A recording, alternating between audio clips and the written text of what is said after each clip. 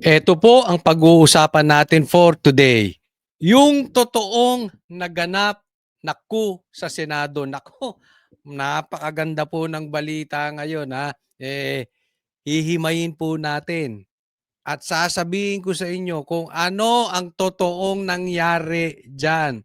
Huwag tayong padalos-dalos. Ha? Alam naman natin, ha? Marami diyan kampon ni Tambaluslos. Standby, panuorin. Hopefully, mapanood nyo to. This is very, very important. Galing po mismo sa loob. Ito, nagbubwit. Ha? Oh, yung sinasabi ko sa inyo, tumatama. Pero ito, ang binulong kung ano nangyari dyan. Okay? Standby lang po. Panurin nyo hanggang dulo. Pangalawa, ano ang plano ng minority bloc o ng Duterte bloc? Pangatlo, panalo nga ba ang majority bloc or tambaluslos bloc? Pang-apat, ano ang dapat nating gawin?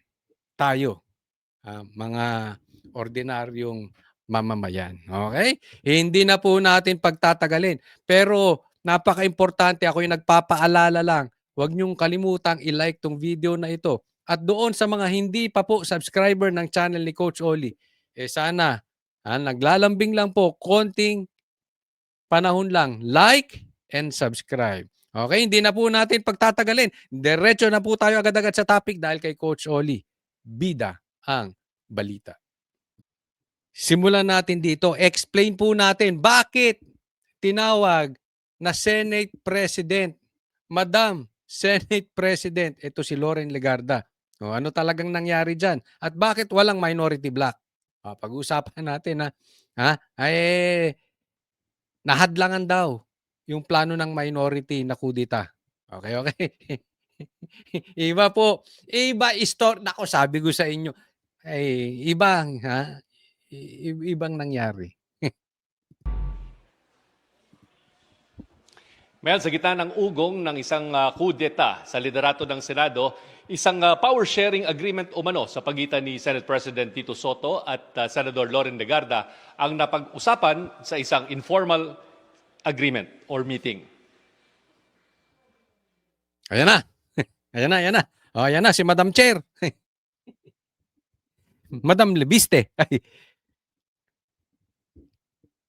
Senator Legarda, pasok. Thank you very much, Madam President. Madam President, nice to see Okay, naulit-ulit pa. Madam President, tatawa-tawa siya. Observe nyo si Tito sa likod. you on the yes, session resume. Nagpaalala pa, session is resume. So pinapaalala nila, legit yang sinasabi mo, Subiri. Kasi hindi suspended. Kasi pagka session suspended, hindi yun official. So ito, resume. So official yan. Pinaalala pa ni Tito Soto, paalala mo na resume na yung session bago mo tawagin ng Madam Senate President. Already, right, Madam President? Yes, session is resumed. Ito ang nakakagulat na eksena sa dulo ng sesyon ng Senado kaninang hapon. Observe nyo sila, tatawa-tawa ha. Tatawa-tawa. Nang mag-resume kasi ng sesyon mula Bumibidyo pa si Pinky Lacson, bumibidyo. Bumibidyo. Sorry po. Bumibidyo si Senator Ping, pambira. Ba't pala nasasabi ko BJ pag ito? Sige, tuloy. sa mahabang suspensyon, si Senadora Loren Legarda na ang nakaupo sa upuan ng Senate President. Si Senador Mig Zubiri, paulit-ulit siyang tinatawag Madam President bago siya nagmosyon para sa adjournment. Ito mo, paulit-ulit na tinatawag na Madam President. Si Senadora Loren Legarda na ang Ulit-ulit, nakaupo sa upuan ng Senate President. Si Senador Mig Zubiri, Paulit-ulit na tinatawag na Madam President. Si Tito Soto, okay lang. Okay lang, di ba? Nakangiti pa. siyang tinatawag Madam President bago siya nagmosyon para sa adjournment habang nakangiti ang mga miyembro ng mayorya. Nakangiti pa, Ay, natawa-tawa. na nasa session hall. Kasama na si Senate President Tito Soto. Madam President, I move that we adjourn session until 3 o'clock in the afternoon, Monday, February 9, 2026. I so move, Mr. President. Madam President. Any objections? I don't see the minority here, only the majority. Walang minority. Sagutin natin yan lahat-lahat. Observe lang natin ang nangyayari. This is also this is also in cooperation with the minority. With the minority, They know that yes. we're going to adjourn early. Ayan, natawa-tawa. No Sige, tawa objections lang kayo. heard. Session is adjourned until Monday, 3 o'clock. February 9, 9. 2026. Boom! Yun. Okay, So, Coach Oli, may mga nagtatanong, meron na tayong mga natatanggap na tanong at meron tayong nakakausap na tinatanong, anong nangyari? Hindi ba alam ng minority itong ganito? Bakit sila nag-attempt? Bakit nag-attempt sila pero failure? Teka muna, huwag tayong padalos-dalos Una, huwag nating kakalimutan. This is very important. Bakit ba natin papalitan ng Senate President? Yaan ang tanong. Hindi dahil galit tayo kay Tito Soto. Dahil binaboy nila yang investigasyon dyan sa Blue Ribbon. Di ba tayo naman, ayaw naman natin dati si Cheese. Pero dahil napakita ni Cheese na siya ay sumang-ayon sa konstitusyon at hindi ito laban ng politika, okay sa atin di ba?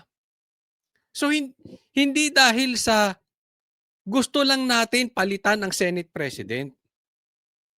Yun ang tanong, bakit natin gustong palitan? Binababoy nyo ang investigasyon. Kaya nga dapat, kung ako tatanungin, hindi dapat si Loren Legarda. Dapat galing sa minority ang papalit. Kasi kung ganyan din, magpapalitan lang kayo ng magpapalitan. Anong teteng yan? Eh di protektado pa rin si Tambi. Diba? Kung ang minority tinatawag na Duterte Block, itong majority, tambalos-los block yan. Wala tayong mahihita dyan. Nakukuha po nyo? Pinagluloko tayo nitong mga animal na ito. May ganyan-ganyan pa. Hindi ko, ito is aking opinion lang. Hindi ko alam kung hiningi nitong si Loren Legarda ang maging Senate President at hindi siya napagbigyan ng minority, kaya na ganyan-ganyan siya, or ito ay parang tanim. Parang tanim witness o parang yung tanim impeachment ni Bongbong Marcos.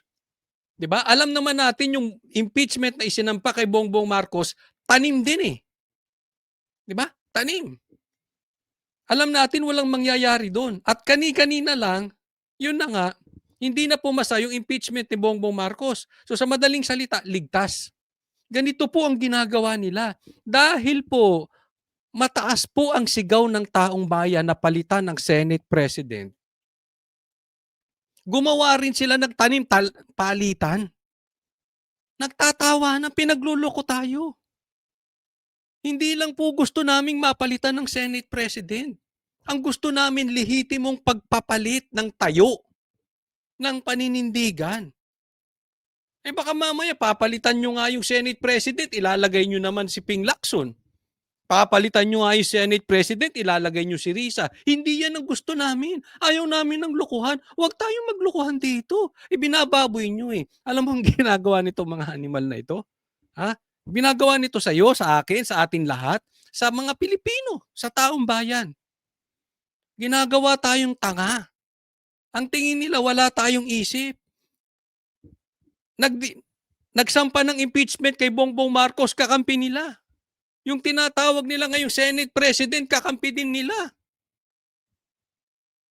Masaya ba tayo nun? Hindi.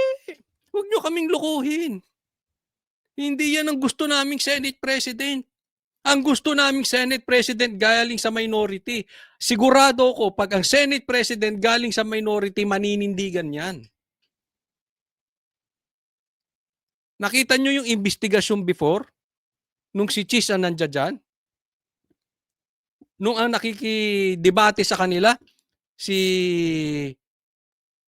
Alan Cayetano, oh, si Cayetano, 'di ba? Obvious, 'di ba? Umuusad ang investigasyon. Gano'n ang gusto natin. Huwag niyo kaming parang ginagawa. Hindi po 'to laro-laro. Ha? Hindi yung tatawagin ka lang Senate President kunwari tapos alam nyo, yan lang ang pinakita sa media, wala namang butuhang nangyari. So kung legality ang pag-uusapan po, kung gagawin man nilang Senate President si Loren, dapat dumaan sa botohan. Yun ang legal. Dito walang dumaang botohan. At kung meron mang dumaang botohan, suspended. Di rin po yung po pwede. Pero yung nangyari ngayon, ito po ilagay natin sa isipan natin. Hindi po yung galaw ng minority. Galaw po ng majority yan. Parang ginawa nilang tanim impeachment. Ito, tanim, palitan kuno. Okay? Tapos para nang-aasaroy Senate President, ito gusto nyo, Senate President, mabago, hindi po. At saka po, basta nakaupo dyan, ang tawag, Senate President. Huwag po natin kakalimutan yan, ha? Basta nakaupo dyan. Ganun po. 'Di ba? Parang pinaglalaruan nila taong bayan. Kalokohan nitong mga to. O, tuloy natin. Thank you very much, Madam President. Ang tagpong yan nangyari sa gitna ng May yehey pa. Ano to, laro? Ha? Kayong mga senador, ano sa tingin nyo to, laro? Ito ba ito? Tawanan, no? Di kayo ba, tanong ko kayo, kung papalit ang Senate President to, ang papalit isa sa kanila, matutuwa kayo? Papalit si Bam Aquino? Hindi yan yung sigaw ng taong bayan. Ramdam na rin kasi nila talagang matindi ang kagustuhan ng Pilipino magpalit ng Senate President. Ang naisip nila, term sharing. Mamaya explain ko kung bakit. Ha? Mamaya. ugong ng panibagong kudita sa liderato ng Senado kung saan sinasabing si Legarda ang nakaumang na humalili kay Soto at maging kauna-unahang babaeng Senate President sa kasaysayan. Tinanong sina Legarda, Zubiri at Soto ukol sa nangyari. Presiding officer. Hindi. Ganun talaga, presiding officer ang tawag dyan, Senate President. Diba? Pero yun ang pinikap ng media, nagtatawanan sila. So parang nang-aasar, di ba? Ito mga Pilipino, gusto niya yan palitan ng Senate President. Ito na meron. So nagawa sila ng balita. Di ba? Binababoy. Nag-tweet kasi si Senator Kiko, #power sharing. Ma'am, nag-tweet si Senator Kiko, #power sharing. I don't know. Maybe you ask Senator Kiko. Bakit, Madam President? Was there She's, an attempt po? maybe the future president of the Senate. We'll see. Future. Yeah, we discussed and all's well that ends well. Our group is more Maybe future Senate President daw si Legarda. solid than ever now. Napagkatuwaan lang nila. Grabe, no? Eto na, power sharing. Tingnan mo itong mga lintik na dilawan talaga, no? Itong mga dilawan, itong mga pinklawan. Kakaiba talaga. Talagang panlulokong gusto nyo sa taong bayan? Ano to? Conditional? Transactional? Yung pagpapalit ba ng Senate presidency, sa tingin ninyo, namumuliti ka lang kami? Hindi. Dahil nabababoy ang Senado. Dahil nabababoy ang investigasyon. Kung kayo-kayo lang ang magpa-power sharing, pustahan tayo, itaga nyo sa bato. Hindi maiimbestigahan si Tambaluslos. Tambaluslos black kayo, hindi kayo majority black. Tambaluslos black kayo. pustahan tayo. Hindi maiimbestigahan si Bongbong Marcos. Nagpapaganyan-ganyan ka pa, Kiko? Ha? Kinain na ng dilawan itong administrasyon natin. Saka na kayo magyabang kung meron na kayong bayag, imbestigahan si Tambaluslos. Hanggat wala kayong bayag na hindi nyo kayang imbestigahan si Bongbong Marcos, yung magpinsan, huwag nyo kaming yabang-yabangan ng ganyan. Bigyan ng maleta tong mga to. Hindi, nagtatanong, kayo nakatanggap kayong maleta? Hindi, nagtatanong lang naman. Ano ang sa tingin ninyo? Nakatanggap ng maleta tong mga to?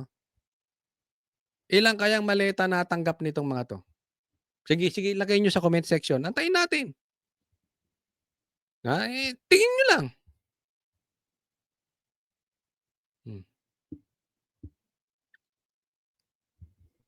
Unang nag-post sa social media si Senator Kiko Pangilinan ng isang litrato sa loob ng Senate Lounge kasama si Legarda at 7 na iba pang senador na bahagi Tamo, walang minority. Okay. Ha? Sige lang. Magyabang kayo. Okay? Ako, naniniwala ako. Posibleng sa Lunes, baka sabihin ninyo, tsamba. Ito ha, hindi, in my opinion, hindi po totoong nag-attempt ang minority bloc ng kudeta. Tapos nag-fail. I don't think gano'n nangyari. Ang nangyari, nagtanim kudeta tong mga to. Tapos, nag-usap na lang sila, o sige, term sharing na lang tayo. Diba? Para sa ganon, everybody happy. Anyway, iisa lang naman pinoprotektahan natin. Pare-parehas tayong Tambaluslos block. Diba? So, walang attempt. Sa tingin ko lang, hindi naman mag-a-attempt ang minority block o ang Duterte block kung wala talaga silang numero. So, kung merong attempt talaga, sige lang, tawa kayo, Kiko, Risa, Ping, Tito Soto. Posible ito. Sa Lunes. Ilan na ba kayo? 1, 2, 3, 4, 5, 6, 7, 8, 9. Ano ang numero ng minority block ngayon? Siyam. Baka mamaya, sa Lunes, siyam na lang kayo at yung wala dyan, sila na ngayon ng 15. Kahit hindi pa nakaboto si Bato, 14 pa rin sila, lamang pa rin. Huwag masyadong mapagmataas. Alam niyo po, yung masyadong mapagmataas, binababa ng Diyos. Lalong-lalo na yung pinaglalaban ninyo, nahatiran ng mali-maleta. Sana hindi kayo nahatiran ng maleta. Kaya mga nawalan na kayo ng paninindigan. ng mayorya, sina Soto, Senador Bam Aquino, Panfilo Lacson, Risa Ontiveros, Win Gatchalian, JV Ejercito at Zubiri. Ang sabi ni Ejercito, isa sa mga napag-usapan umano sa pulong ang isang term sharing agreement sa pagitan ni Soto at Legarda. Sir, ano ibig sabihin ng term sharing? Between who? Ano lang, lounge talk. Para daw all's well that ends well. All's well, that ends well.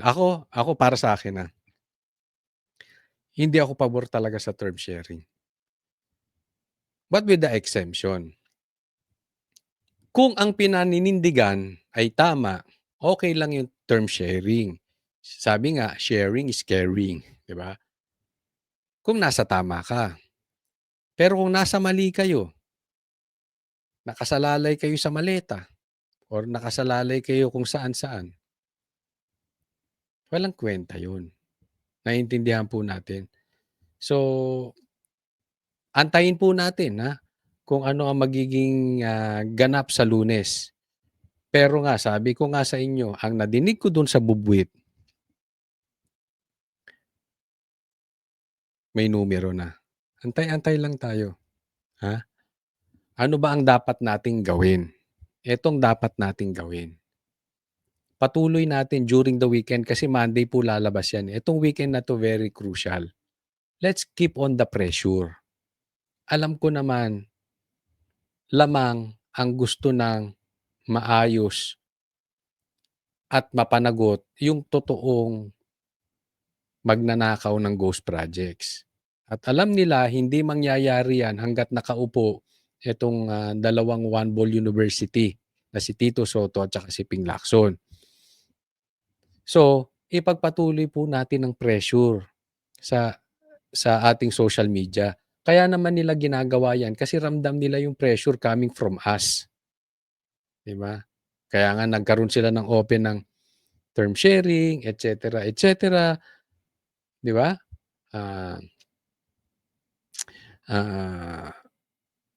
Naglalabas sila ng mga ganyang paek-ek para ipakita na oy, nag-fail yung minority. Pero kung talagang mahina yung minority, hindi nila kailangan mag-resort to this drama, 'di ba? Oh. Itong ganitong tanim-taniman. Ganito rin ang sabi ni Zubiri. Will there be term sharing? Power sharing daw pa In the near future. Si Soto hindi sinagot ng diretso ang mga tanong kung nagkaroon nga ba ng tangkang palitan siya bilang Senate President. Ang post daw ni Senator Pangilinan, isa lang biro. Pero Hindi sinagot ang tanong kung nagkaroon nga ng tangka ang minority. Ako, sa nadidinig natin, wala. Wala pa. Gusto niya sabihin, sino ang gusto ng mga senador na maging Senate President? Kayo nga, lagay nyo dyan kung sinong gusto ng mga senador sa Senate President. Hindi lang mga senador, yung mga Pilipino. Lagay nyo dyan sino dapat Senate President. Doon tayo sa tunay na abogado. Hindi abogaduhan. Hindi abogado galing One Ball University. Pambira naman, no? Ang gusto rin nating nasa Blue Ribbon chairman, abogado rin. Hindi yung baklang abogado. Yung parang bakla, yung hindi tunay na abogado. Parang ang bakla, hindi tunay na babae. Di ba? Ganon. Ayaw natin ng ganon. So wala pang attempt. Pero alam nyo kung sino ang gusto ng mga Pilipino maging Senate President at Blue Ribbon Chairman. sa huli, wala raw siya problema kahit anong posisyon ang hawak niya. Pero may attempt pa talaga, sir, na magpalit ng leadership. Well, better ask them. Better ask them. Wala akong alam. Biro lang yun. Lumambot na siya. Oh. Kahapon, naalala nyo yung sinasabi. Tinatanong siya about may attempt. Ang sagot niya ay, baka nga madagdagan pa kami. Pansin nyo? Ngayon, ang sagot niya, better ask them. Hindi sinagot ng diretso, in short. Siguro yung group ng majority. No. Ako ba, Senator?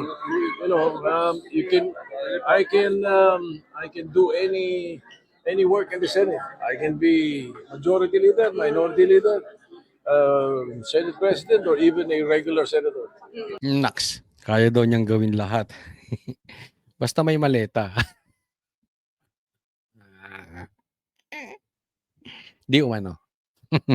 Have no problem with that. The majority thwarted an attempt on your leadership, sir. Okay, sir. So there was an attempt and you were able to prevent it? Well, the majority, The majority. not me. So may attempt daw. Na-prevent nyo ba? Sabi, na-prevent ng majority. Eto sa akin ha. Eto nadinig ko lang. Pwedeng mali ako. Pero pag tumama ako, Sabihin nyo, Kotsoli, nakachamba ka ulit. Pwede, okay lang ba? Okay. May numero po. Isa na lang. Isa na lang, tatakbo na. May numero po. Patuloy tayong manalangin. At patuloy tayong gawin ang ating parte sa social media. Isang pirma na lang.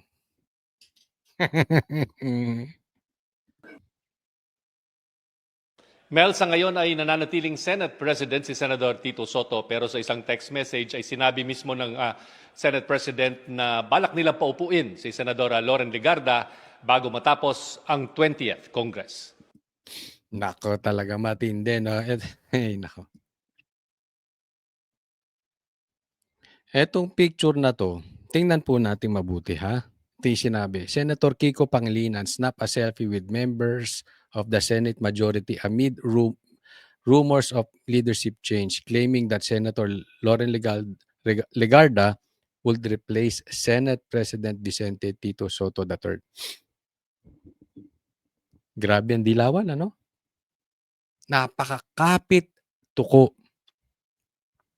Yan yung sinasabi natin, hindi po ito transaction. Ha? Ang gusto ng Pilipino, mapalitan ang tayo. Hindi lang mapalitan basta yung Senate President. Hindi si Loren Legarda gusto ng Pilipino. Ang gusto ng Pilipino galing sa minority. Huwag kayong kapit tuko. Trapong-trapo yung dating nyo sa ganyan eh. Ha? Itong dilawan, sa totoo lang, napakakapit tuko, napakatrapo. Alam nyo yung inodoro na sila. Wala na silang influence. Kailangan nilang sumabit lang sa mga sitwasyong ganito para maging relevant. Alam naman natin eh. Ang daming nagsasabi itong si Kiko at saka si Bam hindi talaga nanalo. Wala nga to eh. Wala nga to sa survey. Diba? Pero wag na muna yun ang pag-usapan natin. Ang pag-usapan natin, etong pagpapalit ng liderato. No? Kasi napaka-importante niyan para mapanagot natin yung magnanakaw, yung may kinalaman sa flood control scandal at saka sa ghost projects. So, maraming makakakilala natin, kaibigan natin na dismiyado sa nangyari. Wala na talaga, may pag-asa. Alam mo yung iba na wala ng pag-asa. Huwag po. Huwag kayong mawawala ng pag-asa. Huwag po. Lahat po yan drama nila.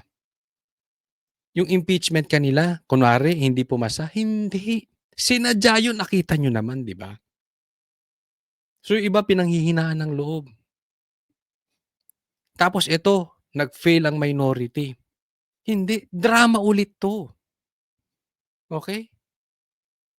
Alam nyo ba't malakas loob ko? Kasi may bubit nagbubulong sa akin. Ng totoong nangyayari. Relax lang kayo. Meron nang gumagalaw. Ha? Ang importante, lilinawin natin sa taong bayan na patuloy tayong manalangin, patuloy tayong gawin ang ating obligasyon, ang ating responsibilidad. Huwag tayong nagpapaniwala sa mga bali-balita, lalong-lalo na sa mga tanim-tanim na ginagawa nila. Kaya nga nire-redirect po namin. Ito, sasabihin ko sa inyo, makinig lang kayo sa Banateros. Kaming Banateros, even before the election, Duterte na, hindi kami nagpaganong-ganon. Lagi ko sinasabi sa inyo, maglalagay pa nga sila ng tanim Bongbong Marcos eh. Ano yung tanim Bongbong Marcos? Gawain na nila yan. Yung kunwari anti-Marcos, pero nagtatanim ng fake news. Tapos sasabihin, o kita nyo, mga fake news to mga DDS. Kunwaring DDS lang yon. Ingat po tayo. Dahil style ng gobyerno yan. Tanim impeachment, tanim balita, tanim kudeta. para mawalan ng loob tapos akala nila nagfi-fail. Even tanim vlogger, ingat po tayo diyan. Gusto niyong malaman ang totoong pulso na nangyayari sa paligid? Ito, hindi to nagtataas ng bangko, Hindi ko po tinataas ang bangko namin. But we know. Makinig po kayo sa Banateros. Yung tayo namin before, tayo namin hanggang ngayon. Gusto nyo malaman kung anong totoong nangyayari? Makinig kayo sa SMNI at Net25. Legit yan. Walang cover up yan. Sana po patuloy po kayong sumuporta at manood ng vlog ni Coach Oli. I-like nyo po itong video na ito. Sana po lagi nyo mapanood simula't simula hanggang sa matapos. Pwede na rin ba ako mag-request? Paki-share nyo to. Kasi alam ko marami nagtatanong, ano talaga nangyari? Ano talagang nangyari? Ito yun. I-share po ninyo ito. Like and subscribe na rin po. Maraming salamat po. God bless everyone.